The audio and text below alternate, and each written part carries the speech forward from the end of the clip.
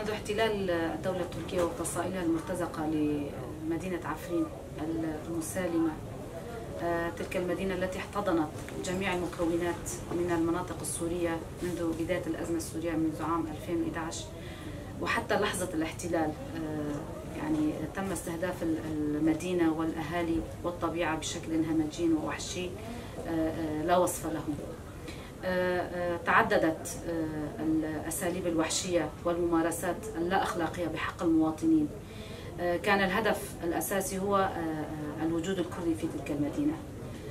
طبعا تعددت المبررات والأسباب بحجة حماية الأمن القومي، ولكن في الحقيقة وفي الواقع تبين أن الهدف أكبر من ذلك، حيث التغيير الديموغرافي الممنهج وتغيير أسماء القرى والمدارس وفرض النظام التعليمي التركي واللغة التركية ورفع الأعلام.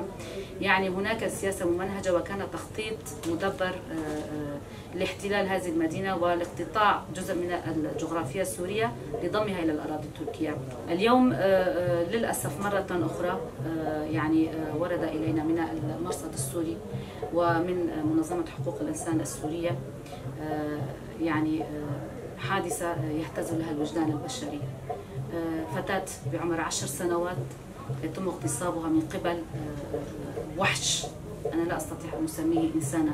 هذا الوحش الذي راقب المرأة وابنتها إلى أن ذهبت الوالدة إلى عفرين إلى لشراء بعض الحاجيات، وانتهز الفرصة لبقاء الفتاة لوحدها في المنزل وأخذها إلى منطقة نائية بعيدة واغتصبها بشكل وحشي بعيدا عن جميع المقاييس الإنسانية.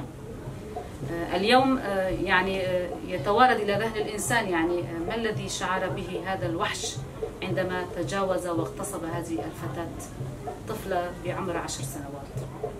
يعني للأسف ما زال هناك الصمت الدولي، ما زال هناك التكتم الإعلامي من قبل الرأي العام العالمي على هذه الحالات وعلى هذه التجاوزات وهذه الأمور اللا أخلاقية التي تحدث بحق الشعب في عفرين والمرأة بالذات. اليوم نحن هنا بدورنا كهيئة المرأة وكحركة كونغرستار في منطقة مقاطعة عفرين والشهباء ننادي جميع المنظمات الإنسانية التي تنادي بأنها تحمي حقوق الإنسان، المنظمات النسوية التي تنادي بحماية حقوق المرأة، الرأي العام العالمي، جميع الدول التي تنادي بالإنسانية وبالديمقراطية. اليوم ما رأيكم بهذه الحادثة الشنيعة التي جرت؟